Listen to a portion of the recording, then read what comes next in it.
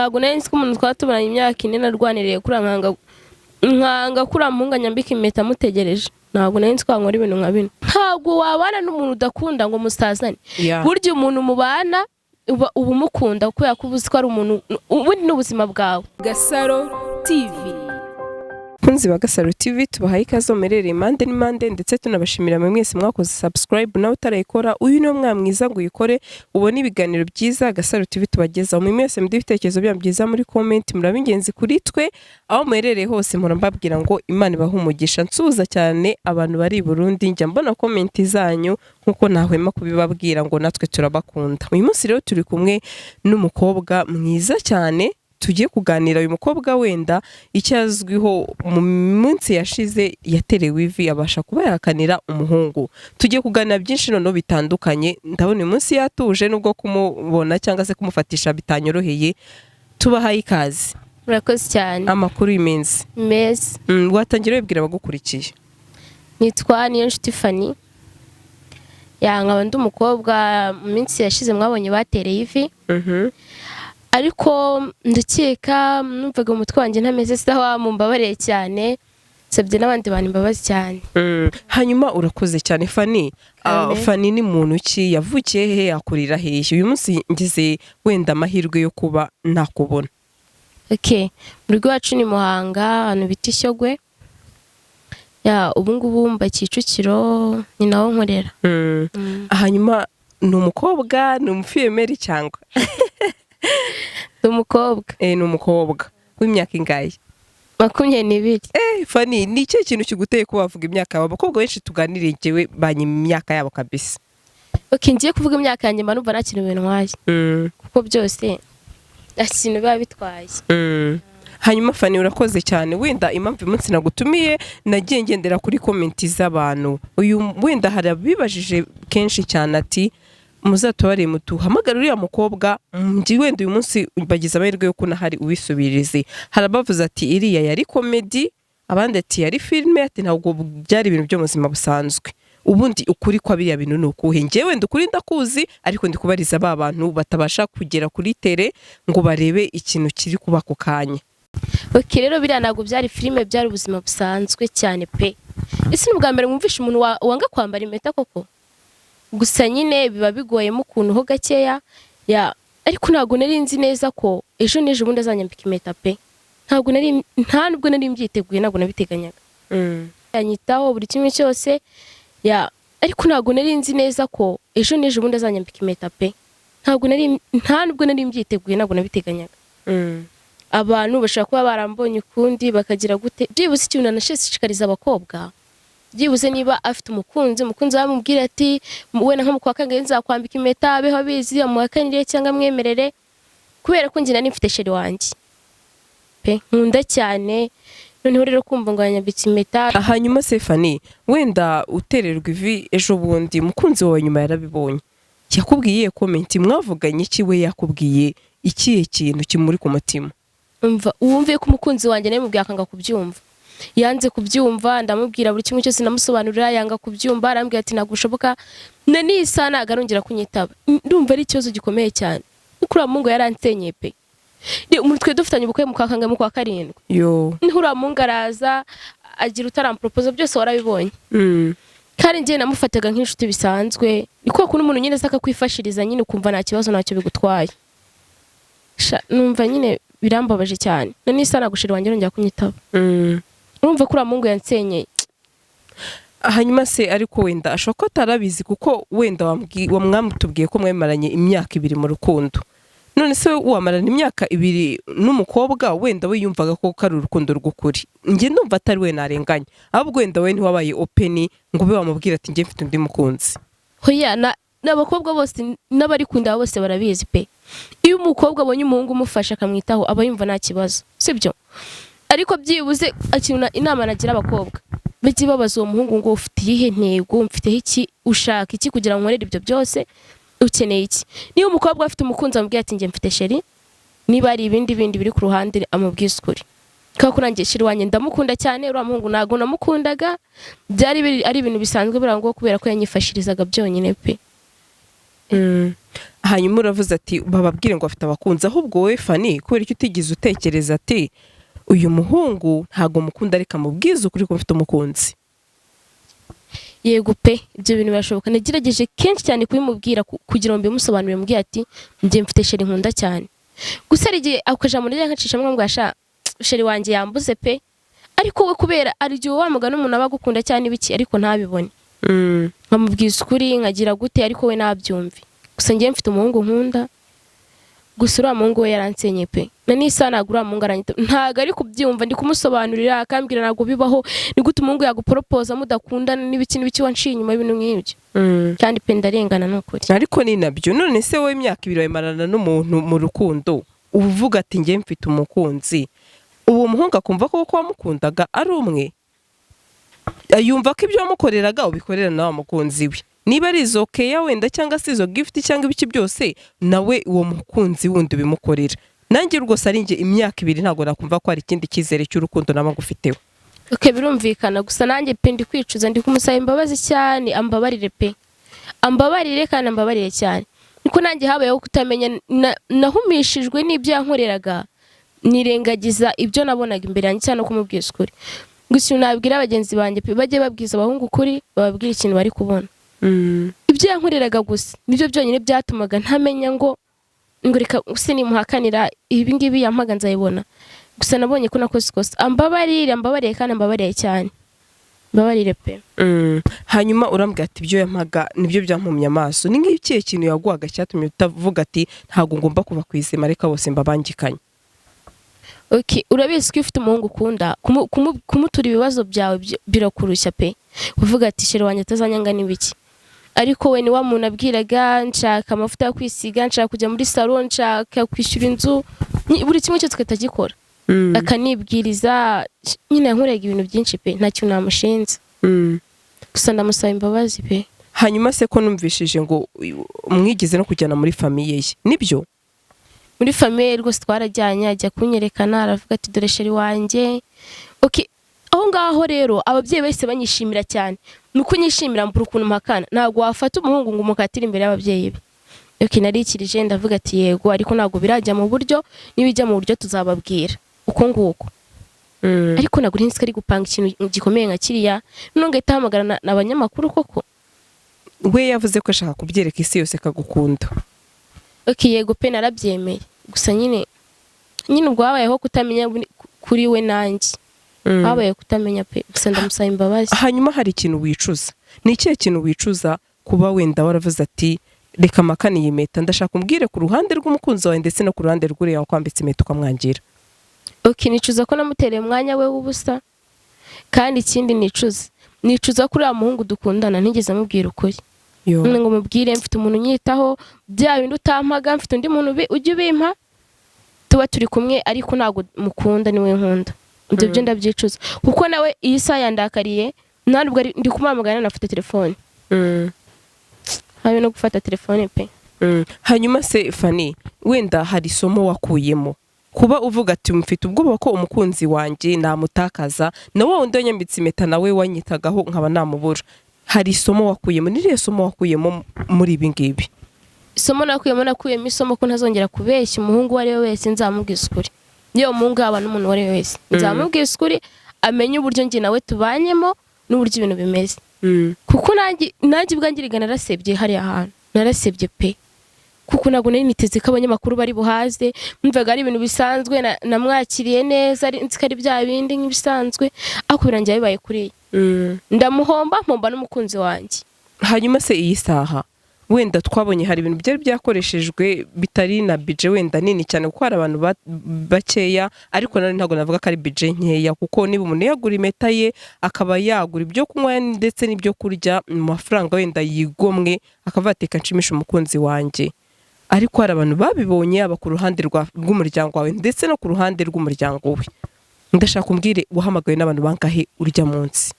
N'abandi bantu ku ruhande nyine bampamagaraga batari usinzwe bampamagaraga bikancanga. Na famiye yarampamagaye umunsi. Tukiri kuri famiye yakubwiye ngo iki guhamagawe nandi? Nahamagaye na mama wiwe. Arambwira ngo aramutse mukaza. Numva birancanze, se kuri kunyita mukazana biti.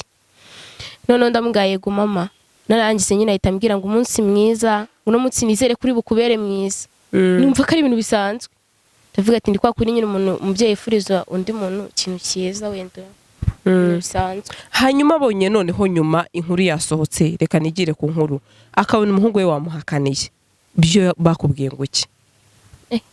Umva barampamagara ngo gufata telefone ubwo sine gufata telefone nkavugisha uwo mukecuru umubwira ngo kiko umbwije ukuri nawe nta kintu kimwe nari kumubwira. Ni ikibazo gikomeye. Hanyuma ni ikihe kintu wabwira abana b'abakobwa? Umukobwa akavuga ati reka mfate umuhungu umwe uzamenyera ibisuko uzansohokana uzakora iki n'iki ariko nyuma yaho afite undi mukunzi nkuko we wari umufite avuga ati uyu mukunzi niwe tuzabana niwe nkunda niwe nashaka gukonsoma ndetse reka mbivuge muri ubwo buryo. Gira ikintu wabwira abana b'abakobwa bari hanze hano kandi hari benshi babikora ndetse nanavuga ngo ni ibintu bidakwiye kuba umukobwa yavuga ngo reka nkundane ahubwo barenze umwe. Gusa ikintu ngiye nababwira pe nababwira kuzababwiza ahubwo ukuri kubera ko ntago ari wa mungu ntago ari uba wenyine usebye nawe mukobwa usebye kubera ko ibintu bose bazarebere ku bintu byambayeho natanga ubuhamya uko ngiye byambayeho kandi nabo barabibonye.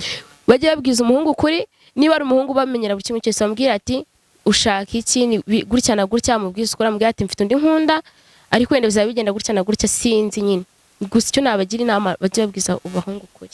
Hanyuma nyuma y'ahangaha wenda umukunzi wawe arakubwira ati bitewe wenda nibyo nabonye bibaye ngombwa ko nge nawe turekana byagenda biti? Cyaba ari ikibazo gikomeye gusa nanjye ukuntu ndi kubibona ntari kunyitaba nta na message ndi kumwakira message nansubize ubu naye byancanze. Ese niba atari ibanga ari we nuriya muhungu ninde mwamenyanye imbere? Uwo nguwo nkunda niwe twamenye imbere. Mumaranye imyaka ingaho ubwo? Tumaranye imyaka 4. Imyaka 4 undi 2. None se ni gute ko umuntu maranye imyaka 4 ahubwo wenda wowe ubona byaraganagahi atarakubwira ati wenda ngushyize amago cyangwa se uriya musore yabonye byaramunaniye aravuga ati reka mbyikorere nanura umwana? Okay birashoboka wenda hari kubera ko nyine arigiye kigeze kugera burakazi nicyo muri icyo gihe abuze akazi nicyo gihe nabonye uwo muhungu azampa buri kimwe cyose anyita umbura ukuntu mugenzi kandi mbere n'isheri wanjye yabimenyeraga ndavuga ati nacyo reka mfe kuba nemeye ibyo ari kunkorera mbyemera gutyo dukundana gutyo gusa ikosa nakoze ndi kwicuza niko nigeze mbibwira sheri wanjye. Hanyuma se njyewe hari tatuwaje nakubonyeho hano ku kibero iyo tatuwaje ivuga iki? No tatuwaje rero ni y'umutima hari izina rya sheri wanjye nabonye ari umutima kandi nta kuntu ajya kwiyandikishaho umuhungu hano ntamukunda pe. Hariho tatuwaje nabibonye na akantu k'umutima wenda ariko urambwira ati ni umutima rero sheri wanjye ufite 2 ngereka ino sane ko mbibara hari uriya wakwambitse impeta n'uwo wundi wari waranditse monde kuri iyo tatuwaje? Naranditse muri ya nkunda ubukunda. Hanyuma se ni wenda muramutse mutandukanye simbikwifurije wenda bizoroha ko wenda wayisiba bizagenda biti uba wumva we bizagenda bite kuri wowe? Umva ibyo gutandukana ntago nahita mbitekereza aka kanya sibyo kuko nyine ninda no kubitekereza ko byambabaza cyane. Sinzi ko nabifata nyine. Hanyuma hari comment ndeka nyisome yavugaga ngo cyangwa se muzatubarize uyu mukobwa ashobora kuba yari yasinze kuko twumvaga afite induru. Uriya munsi wambika impeta hari inzoga ari wanyweye? Oya nta nzoga nene nanyweye. Nindi kunywa ka panashi n'agasuse mu kirahure wasanga warabibonye ukundi kuntu bakabona ni inzoga iko ni panashi nindi kunywa. Naguri nasinze ahubwo kubyakira byarananiye. Naribaje uno muhungu ntakunani gute ari kumpropoza uwo nkunda. Nemereye ko tuzabana atari yo wanabikoze mbere yakabikora ngo ntakunda. None se imyaka 4 ahubwo reka nivugire gutyo wenda ntibanyuve nabi. Ubundi iyo myaka 4 yose yarategereje iki kutagira umuntu abiganiraho byibuze? Oya twabiganiraho nyine yabinganijeho ambwira ko mu kwa 7 ngo bizangazabishyira mu buryo nibiki ari kwisuganya. Ndambwira ati nta kibazo ndamwemerera. Hanyuma se famiye yawe ku ruhande rwabo babyakiriye gute? Famiye yanjye nyine yarumiwe pe. Barampamagaye barambaza bira bintu nibiki wakoze nibiki mburi kuntu basana babwiye ati nago meze neza nzabasobanurira. Hanyuma uwo bari bazi muri abo 2 n'uwushye? Bose bari babazi. Nukuvuga rero reka mvuge gutya wenda ntibantera amabuye famiye yawe nayo yabashije kuba yagufasha gukora icyaha kuko nabari baze ko wenda ukundana n'uwo wundi wa mbere ugakundana n'uriya musore ibyo ari byo byose nabo wenda bakoze ikosa. Hoya ntago bari babizi. Nje nababwiye uwo nakundaga naramubwiye ngo narababwiye ati uyu ni sheri wanjye. Ati ni sheri wanjye niwe nkunda. Uwo wundi we twajyanye yo nabwiye mu rugo ati ni inshuti yanjye. Bari bamuzi nyine bisanzwe ntago bamuzi nka sheri wanjye.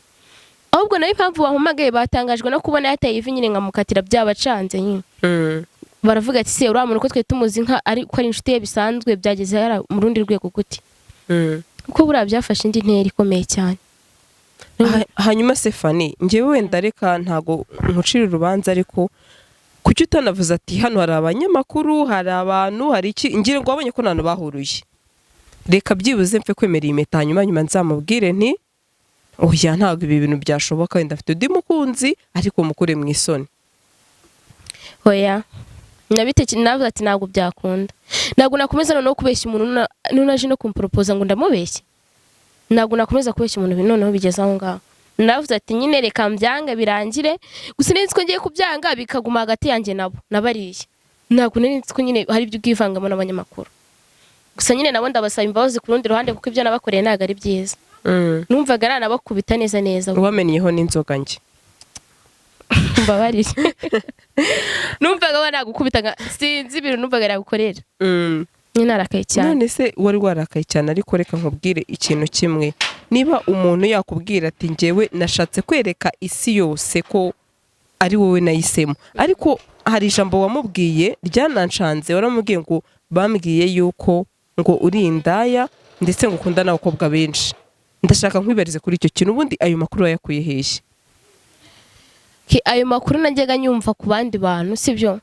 Abahungu babana abo bagendana n'ubundi nkavuga ati no muhungu ukuntu bamuvuga ntabwo nakundana nawe.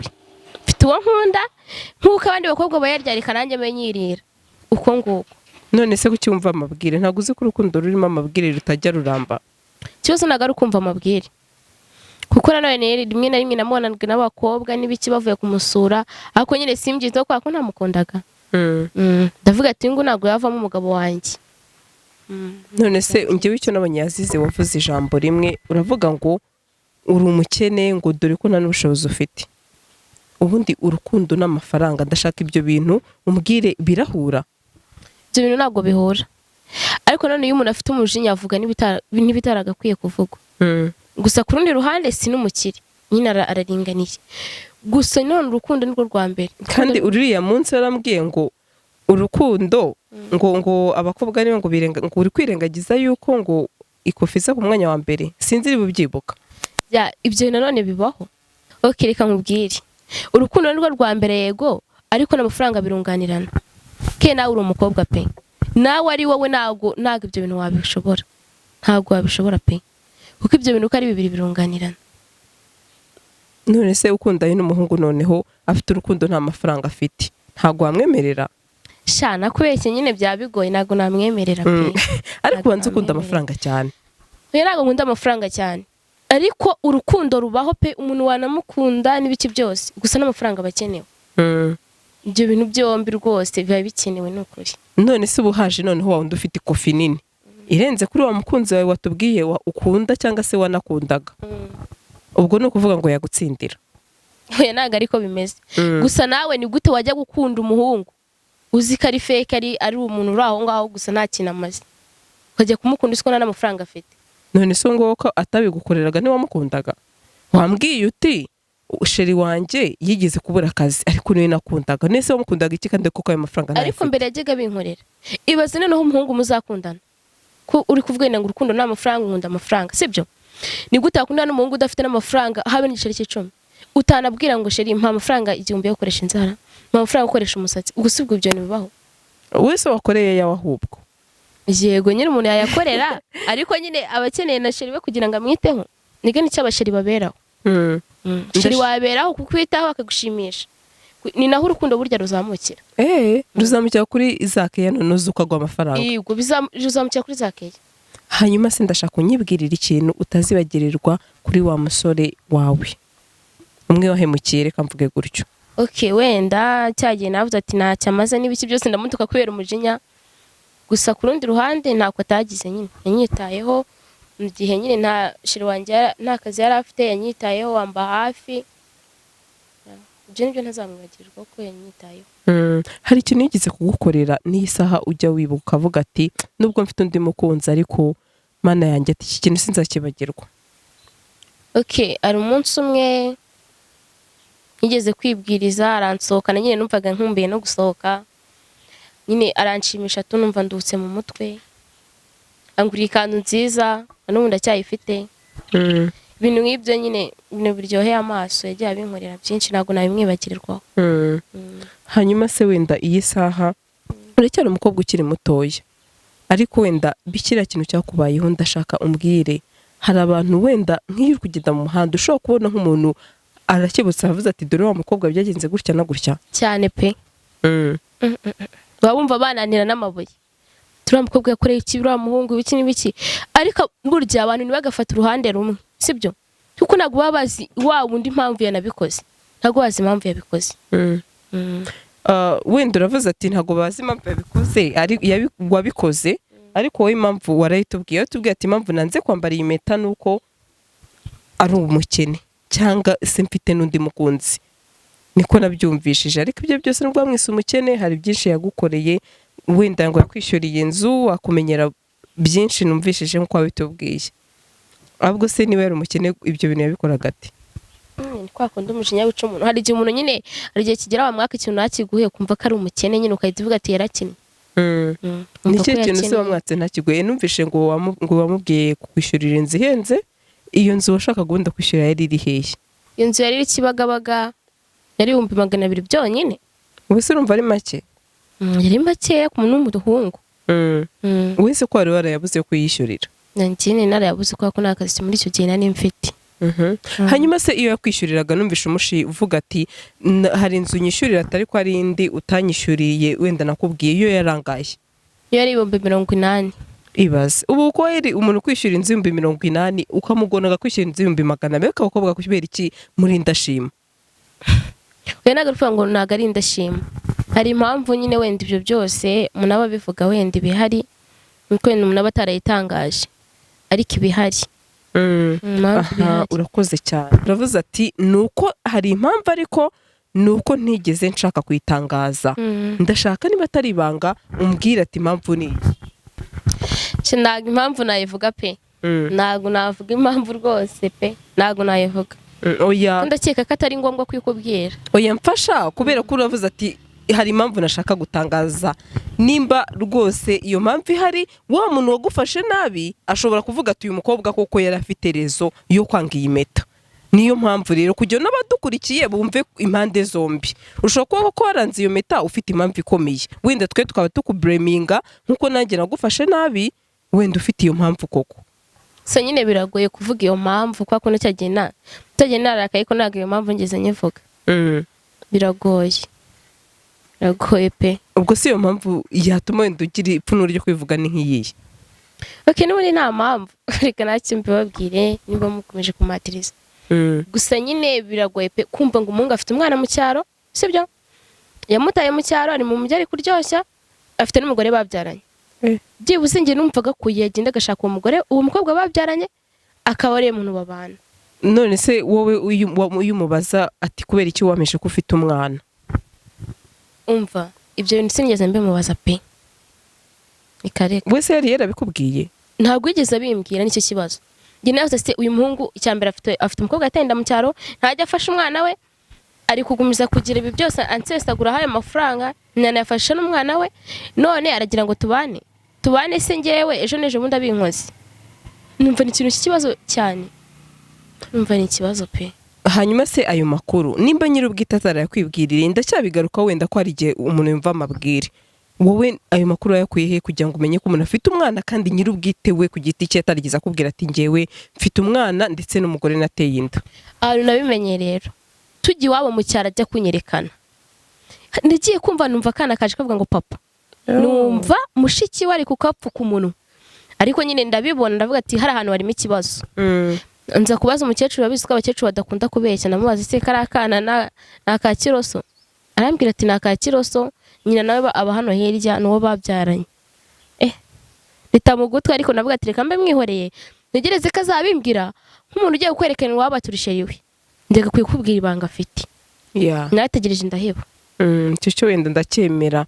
Hanyuma se we nk'umukobwa mwiza cyangwa se nk'umuntu uzavamo umugore mwiza w'ahazaza, kuki utigize umwegero kumubwira uti nyamara nubwo uri gusesagura amafaranga kuri njyewe ariko nzi neza ko hari izindi nshingano ufite nk'umuntu w'umugabo wateye inda ariko wirengagiza. Ariko reka mubwire, umuntu atakubwiye ikintu wenda hari ubundi buryo bicishamo. Ndega ncisha mu bundi buryo nkavuga ngo shango ubukiro. Ngiye ubufite nk'umwana ukaba ntanga amafaranga nagurutse ngo waba uri ikigoryi, nyine nkamubwiramo kugira ndebe ko icyo yakwibwira ariko nkona ikintu ngira. Ndavuga shango nk'ubu ngiye ubufite umwana ukaba nseza ngo ibintu bimaze gutya wari kuba uri ikigoryi ibintu nk'ibyo nkamubwira mu marenga. Ariko nyine nkabona nta kintu mubwiye. Ngereza kazabimbwira ndaheba. Mu gihe cyo kuzabimubaza rero neza nicyo gihe yahise amporoporizamo. Ntekereje n'ibintu byose ngiye nzi kwihangana birananira. Niko kumera kurangasara. Gusa ni ikintu nabasaba imbabazi pe. Nabamenyeho inzoga kandi burya kumenaho inzoga umuntu utazi niba zinywa cyangwa atazinywa ni ikintu gikomeye cyane.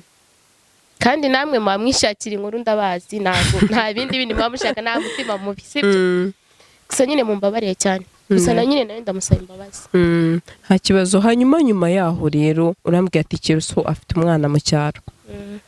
Hari ikintu barigeze wongera kuvugana nawe byibuze umubwira ati erega impamvu nanziriye meta nako nashaka ko nangiza nkora nk'ibyo wakoze wa mugore wateye inda. Oya ntabyo namubwiye. Gusa reba ibintu byabaye cyagiye kuri wa munsi. Ubwo ko narenzeho nkamubwira ibyo bintu byose. Nawe ndakeka aratanyitaba. Gusa ndabizi wasanga ibingi navuze azabibona wenda azahita amenya impamvu. Ibyo byose aho byagiye bikomoka. Gusa nakoze ikosa nanjye. Kuba ntarayimubwiye mbere nakoze ikosa. Ako nawe yararikoze. Hanyuma njyewe reka nkubwire ngo sinjye numva uruhande rumwe. Urambwiye atafite umwana ariko hari igihe umukobwa yikuraho icyasha nimba niko bajya babivuga abanyarwanda akavuga ati reka nshaka impamvu yankura mu cyaha cyangwa se yankura muri za soni. Nawe ubwe nzamwegera mubaze koko ese aya makuru niyo uwo mwana uramufite koko rwose nsanze ari nabyo nanjye namugaya kuko burya amaraso ntago ari amazi. Hanyuma dusa n'abagana ku musozo w'iki kiganiro hari bantu bose banditse muri komenti bavuga ati uno mukobwa ni umugome, uyu mukobwa ati yashakaga amafaranga, uyu mukobwa ibintu byinshi cyane. Komenti ni nyinshi cyane zirenga 100. Ni cyo kintu wababwira? Ntabwo nashakaga amafaranga nari kintu kindi kirenze pe nababwije ukuri n'ukuri. Njye mfite umuhungu nkunda cyane kandi biriya byabaye kubera kubura uko umuntu agira. Kende biza abakobwa benshi arimo n'abantu benshi babikora pe. Umuntu bakemera akabafasha ntibavuge ntibagira ute. Gusa ntago biriya bintu ari byiza. Kuvuga nibyo kintu cy'ingenzi kandi nicyo kintu cya mbere. Gusa nyine ikintu nababwira mbasabye imbabazi muri rusange mwese mumbabariye cyane pe. Hari abantu bambonye mu isura itari yanjye bakambona nabi gusa mbasabye imbabazi. Kandi mbiseguyeho kubera ko ntago nari gushimisha amarangamutima y'undi kandi ngiye mbabaye pe. Ntago wabana n'umuntu udakunda ngo musazane. Burya umuntu mubana uba umukunda kuko yakubuze ko ari umuntu ubundi n'ubuzima bwawe. Ntago wafata rero ngo ugiye gushimisha undi muntu wowe ubabaye. Ntago byari gukunda pe. Kandi mumbabariye cyane. Hanyuma wenda uyu munsi byangoye kukubona. Wari kumbwira ati nta kintu na kimwe nshaka kuba ibyo bintu naza kubivugaho ati cyane ko burya niba byarabaye nibanga ryanjye. Urabizi wenda uko byagenze ibyo twavuganye byose ariko ndashaka umbwire nk'uyu munsi ni iyihe mpamvu wumvaga udashaka kuza kuvuga ati reka nze guhamya ukuri kwanjye muri interview nk'uko ubushize hari ibyo nerekanye. Wenda tukiri kuri icyo cya mbere nabafashe nabi mbamenaho inzoga ntazi namunazi nikosa nakoze rikomeye pe. Naye nisazije nagize ute nyine bye byanteye isoni byo kubagaruka imbere ngo mubaze ibibazo nk'ibi ngibi. Ariko it's fine nta kibazo. Hanyuma wenda wambwiye ati umukunzi wawe nta kwitaba. Ndashaka ngiye umbwire nimero ze hari icyo nshaka kumwibariza. Muhamagare. Nta kibazo reka nzigwe kuko ngiye ntabwo anyitaba. 078 54 ariko ntabwo nazivugira akira zirebere ntabwo nazivugira. Ntacyo reka nzirebe 078 54 ndazibona kandeke kuzivuga atagira bazamuhamagara. Amuhamagara ndabizi mukanya wasanga bari kumuhamagara bamuha inama. Akira telefone yawe nawe numva icyo avuga kuri ibi bintu.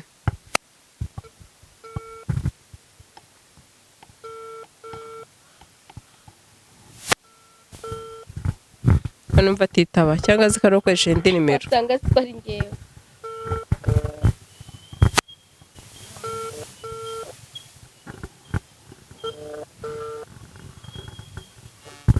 Ndabona yitabye. Allo, Alo, amakuru? amakuru ni meza. Turi live muri interview kuri Gasaro TV. Yego, Twicaranye n'umukobwa witwa Fanny niyo nshuti. Uramuzi? yego. Ni umukunzi wawe, ni kuyo makuru dufite kugeza iyi saha. Ndio nashaka kukubaza aho gatoya, wenda yambwiye ko utakimwitaba, byaba byaratewe n'iki? Cyaba cyarabitewe nawe ashobora kuba akizi. Nawe ushobora kuba ubizi ibintu yankoreye ntabwo ari ibintu ushobora kuba akakanya ntasobanura bitewe n'agahinda mfite.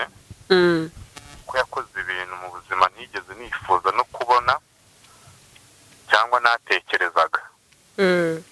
Uko uvuze ngo ni umukunzi wawe, mfuye kubyemera kuko yabaye we. Hanyuma uyu munsi Umunsi wo rwose ntaba nkubeshye. Kuko ibyo nabonye nanjye ubwanjye byarantunguye. Kubona ufite umukunzi ukamubona ku gitangazamakuru bamuterera ivi ntabwo ari ibintu nawe wakwakira tuvuge ngo uracyafite umukunzi cyangwa umuntu ngo uracyamukunda. birumvikana. Hanyuma mwari mumaranye igihe kingana iki? Twari tumaranye imyaka 4. Ya, nawe niyo myaka yambwiye. Hanyuma se nyuma y'aha ngaha wenda we kuki utamwitaba byibuze wamubwira ukuri, mwe mwakicara muganire? Ngiye yambwiye ko utakimwitaba ahubwo atunguye nuko ngiye unyitabye. Ni ukuvuga ngo impamvu nyinshi zatuma namwitaba, kuko ibintu yakoze cyangwa se ibyo nge nabonye ni ibintu nge nakiriye neza mu buzima bwanjye nk'umuntu wari umbereye fiance. Yego.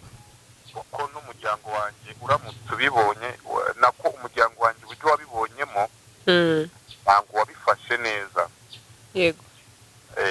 Barampamagaye barambaza ngo ibintu tubonye ise wabibonye?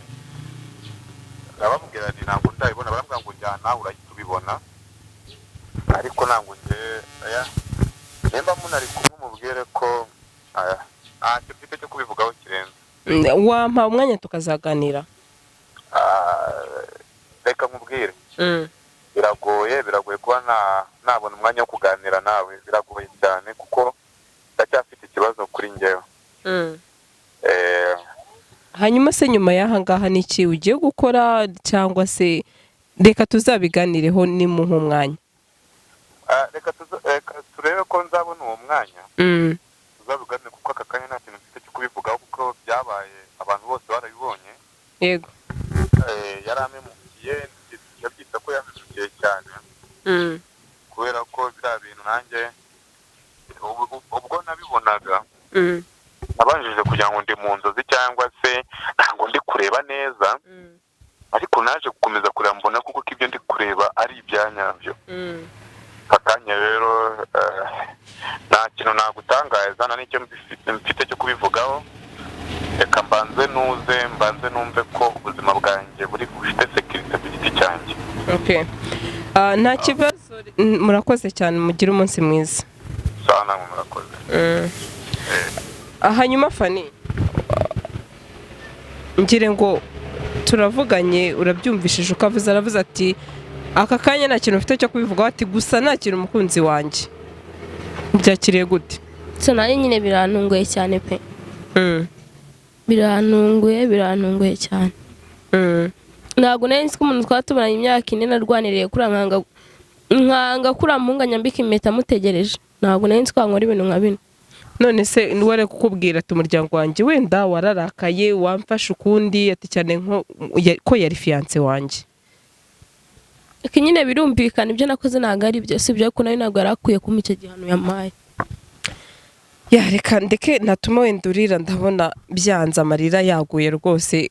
Ndabizi abakobwa biragoye cyane kuba wenda bahagarika amarangamutima yabo. Gira ikintu mubwira cyangwa ubutumwa umugenera. Ngiye cyo namugangiye ntago mwanga, ndamukunda cyane. Kenza ora mukunde mpaka mpfuye. njye ntago mwanga ashaka nyanga ariko njye ntago mwanga. Fani reka nkurekure dusoze no kuri wakoze cyane ariko gusa rwose wisubireho n'ikindi gihe wenda mwakomezanya cyangwa se byagenda ukundi ntago byaba byiza wenda wongeye gukora ikosa nk'iryo wakoze. So nawe urakoze cyane.